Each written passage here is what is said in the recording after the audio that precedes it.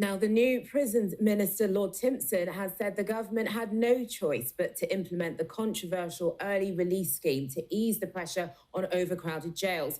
The minister told the Prison Governors Association conference it had been, quite frankly, a rescue effort. He admitted the crisis is not over, and tonight this programme has been told yet another prison, HMP Manchester, is to be issued with an urgent notification by inspectors amid concerns about violence, drugs and the state of the prison itself. Our social affairs editor Jackie Long went to hear the prisons minister speak publicly for the first time. It was the starkest, most brutal illustration of a prison system in crisis. Strangeways in Manchester, a prison taken over by prisoners. Weeks of rioting in the spring of 1990 sparked a national conversation about the state of the UK's jails. Fire crews spent most of the morning fighting major fires. Now, more than 3 decades later, HMP Manchester, as it's now known, once again illustrative of a system on its knees. We understand in the next few days, inspectors are so concerned about it, it will be the 7th prison in 2 years to essentially be put into special measures. We've been told the prison is struggling with high levels of violence. Drones are bringing in drugs and weapons. Serious assaults on prisoners have almost doubled. And all this in a building barely fit for purpose. But this is a jail being run by a highly regarded governor who, we are told, is judged as doing a good job in challenging circumstances. And the fact that his jail is failing is being seen as a failure of the system itself. This is the man governors at jails across the country are looking to for change. Lord Timpson, former CEO of a key-cutting company which employs ex-offenders, was chosen as prisons minister by Keir Starmer because he walks the walk. Today, in his first public speech, he told the Prison Governors Conference, "I understand." People don't turn up at work to get beaten up. They turn up to inspire people and to turn their lives around. Yet our crammed prisons are breeding violence, which threatens everyone's safety, staff and prisoners alike. Staff shortages and a lack of experienced staff stretch your ability to run the kind of regimes you want to run. He told them there'd been no choice but to escalate the controversial early release scheme. But one governor warned him attempts to solve the population problem were creating new concerns. We're now putting people into open prisons that are not risk assessed to be there, but assumed suitable to be there. At some point, one of those prisoners will no doubt go out and commit a serious further offence. So James, it's Channel 4 News. Can I just ask you very, very quickly? We're not really doing media. Few questioned Lord Timpson's commitment to the challenge, though some told me they'd hoped for more detail on what government will do next. Is there any reason why not, given the crisis? He's here to talk to the members. Asked about an urgent notification at HMP Manchester, the Ministry of Justice said it didn't comment on speculation, but that this new government inherited a prison system in crisis. However, when put to some of those on the front line, they said too many governors and their staff are battling impossible odds. Usually this is down to resourcing. This isn't down to inaction. This isn't down to lack of knowledge. This isn't down to the inspectorate coming in and telling the governor things they don't know. The governor does know. The governor has been battling this day after day after day. So if it's about providing the resources that are needed to change that, then that's a good thing. But, you know, we know these places. This is predictable, and this is about underinvestment. And that's what you need to see the minister change? Yes, absolutely. The problems at HMP Manchester are mirrored at jails across the country. The minister promised new prisons today, but that won't solve the immediate crisis. The early release scheme may buy the system some time, but will it be enough? Jackie Long there. Well, one radical approach to the prison system is happening in Scotland, and this programme has been given exclusive access to film inside a pioneering prison where women budget, cook and clean for themselves. The Bella unit in Dundee was a UK first when it opened 2 years ago. Inmates, including some who are serving life sentences, are encouraged to make links with the local community to help them cope better when they leave custody. The goal is to try and break a cycle of reoffending. Our Scotland correspondent, Catherine Sampson, reports. Over a decade, cocooned in concrete and steel, let back in the world, how would that feel? People brush past in a world of their own, rushing here or there, maybe just home. Cold, sticky palms, short, sharp breath, feels like I'm close to death. In the heart of Dundee, in the middle of a community, is a special unit which helps women prepare for life outside. This is Bella. There are no bars on windows. The buildings, which house up to 16 women, are designed to blend in. It looks more like a student village than a prison. You've got your own wee garden space, that's good to hang your washing out. Yeah. Number two, there's 3 of us just now. That's my house. Lucy, we've changed her name and voice for legal reasons, is serving a short-term sentence. She arrived here from a traditional prison a few weeks ago. Get our wee key on here. Inside these houses, women cook and clean for themselves. They're given a budget of £40 each week to order their own food, and knives are openly displayed. For me, I noticed that when I first came in. The knives give picture what's been there, and if the staff think, oh, what's went missing, they'll check that. So then we've got all my cupboards here, this is my stuff. Right, and then this is my room, bed, my bathroom. And the staff, they sort of speak to you differently here? Aye, they speak to you like human beings. It smells lovely, it smells really nice. Everybody contributes here. I have staff address me as Gary. I have the women address me as Gary, so we're not formal. It can be challenging at times, but very, very rewarding. We have a woman here just now who 8 weeks ago, she didn't know how to crack an egg and fry an egg. I now have that woman where she can make a pot of soup, she can cook.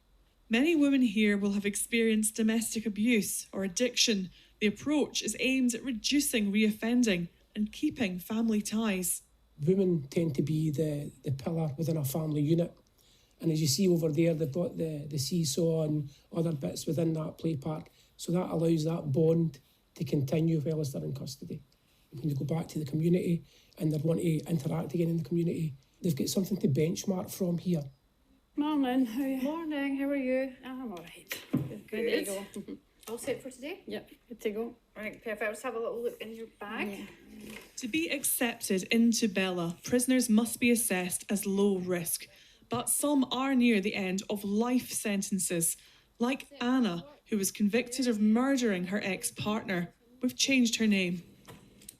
Right, so that is your phone, just in case you need us for anything, just give us a phone. And your licence, so out from 9, so we're fine for time. Over the years, she's earned enough trust to do work placements out in the community. She now walks unescorted to her job, preparing food for a local lunch club. Morning. Hey, how are you? This is April. Oh, hiya, how are you? Pleased to meet you. Well, it's just nice to get into the community and get to know people and get to even be helpful to people. Initially, when you first come out, you feel like everybody knows and so you're kind of... So just to go out and to learn to just be yourself. The kind of discourse and narrative of prisoners as we're scumbags, but a lot is I've got full of guilt, shame and remorse before we even come to prison. The lifestyle we lead, you know, things that's happened to us, the trauma that we've been through, whether it's abusive relationships or rubbish life. Coming to prison for a lot of people feels like the end. There are some people who would say a place like Bella is not really punishment. It's too easy, it's too soft. What do you say to those people? We are not in prison to be punished. Our punishment is loss of liberty. Our punishment is births, deaths and marriages that we can't be involved in. You know, when things happen, when things happen on the outside, that you're not part of your family and that, grow and move on. And you're not involved in that. Anna is the third woman from Bella to work at this centre. When the unit first opened 2 years ago, there was a community petition against it and a lot of controversy. People didn't know what to expect from it. Whereas now that they've met people that have come from Bella, it's opened their eyes to it, a bit more accepting. Bella is an experiment, an expensive one. It cost £11.6 million to set up.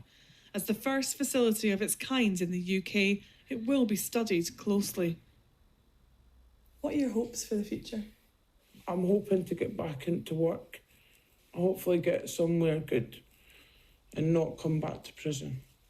I'm hoping to be able to utilise my past and my experiences both before prison and in prison to maybe be able to help other people in the future.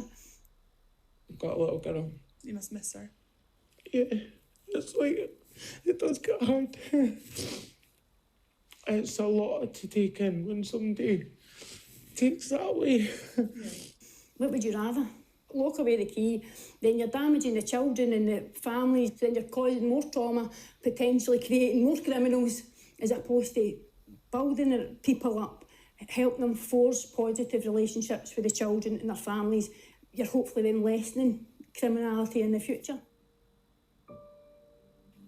Behind the gates of Bella, pain mingles with positivity as women, staff, and the wider community try to look at prison from a different perspective.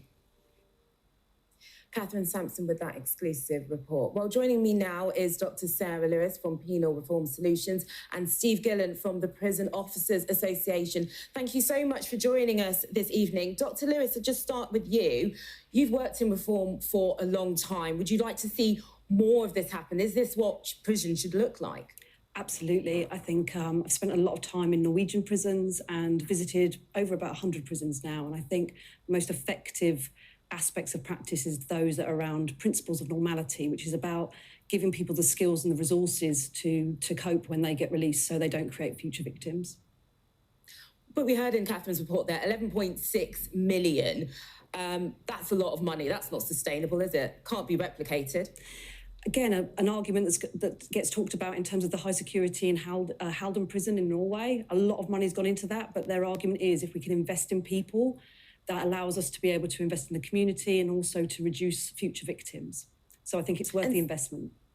And Steve, just bringing you in here, do you think it's realistic, given your experience with some of the women that you have dealt with in the prison service, should they be in a place like Bella? Well, there's actually a couple of issues here. Starting with the prisons minister, I think he has got a vision and he needs time in order to deal with it. Yeah, you mentioned Manchester. You could replace Manchester for Wormwood Scrubs, Liverpool, any inner city prison. There's a real crisis going on and they've inherited that crisis. In Scotland, they have tried HMP Bella. I think it's a different approach. One thing I would say, I worked with female prisoners a long time ago at Bulwood Hall, which is now closed.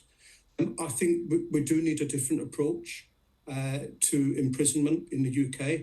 And that's why my union has said all along that we need a royal commission in order to look at what we actually want from our prisons, not just in the short term, medium term, but long term. You can't build your way out of a crisis. So we have got to try, perhaps, that Scottish model. And obviously the jury will be out. But I would say 98% of prisoners do get released into the community. And if we want to stop more victim, we want to try something different, because locking people up and throwing away isn't the end. And Steve, we just got a couple of glitches on the line there. I just wanted to bring in Dr. Lewis on that point. Do you think that the public will accept that, though? Does that look like justice? Does that sound like justice if you've been a victim of something horrible? I think for me, it's about listening to people and having a really inclusive approach. And I absolutely agree with Steve that we need to really think about it in terms of what we want our prisons to be and what's the purpose of our prisons, but also what kind of culture do we want? Because I think there's lots of reasons of why we need reform. We need it for staff, in terms of our staff. We need it for the people that are there, for them to address their trauma and be good neighbours when they get out. And I think, from a victim's perspective, we work a lot with victims and we have victims on our team as well. There's something about listening to them and keep getting them involved so they feel part of it rather than it's just another thing that's done to them. So I think a really inclusive approach is important. Steve, I'm bravely going to try and bring you in again.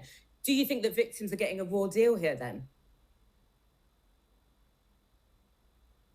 Victims should always come first. There's absolutely no doubt about that. I said that at the very beginning. I know the link isn't that great. But if you just bear with me for a second, victims should always come first, third, quite frankly. But we've got to have an adult conversation about what we want from our justice system, because it's totally broken at this moment in time. You know, you started off the clip with the Manchester riots back in 1990. There was only 40,000 prisoners back then. We've now got double that amount of prisoners, 87,000. It needs to be a total rethink, and we need to take the British public on that journey so that they see that there could be an alternative to prison, save the taxpayer a lot of money as well, and reduce criminality so there's no victims. So I think that can be achievable, and I hope that James Timpson has that vision, because I think he's a sensible man, and I look forward to working with him going forward to finding those solutions. And Dr. Sarah Lewis, you were nodding along there. How do you bring the public with you? Because there is an appetite for punishment. People want to know that justice has been done. And if you're a victim of crime, as I said, you want to see some sort of punishment. And if people look at Bella, they might not see that as punishment. I think there's something there about crime and the emotive and the emotional aspect of crime. And I think there's something about we need to understand the people that are in prison. We need to understand their stories. And a lot of them have been victims in their own right, and understanding that it's not necessarily the fact that we've got victims in the community and we haven't got any victims in prison. We've got a lot of people who are experiencing a significant amount of trauma. So it is about understanding and including people who are victims. But I think from our campaigning that we do and raising awareness around our kind of Justice 2.0 campaign, when we talk to the public and we talk about the reasons why we do what we do, there's a lot of people that are really supportive of what we do. And I think there's something about how we educate people and how we talk about this kind of issue, because it's so important. Dr. Sarah Lewis, thank you very much there, and Steve Gillan as well from the Prison Officers Association. Thank you.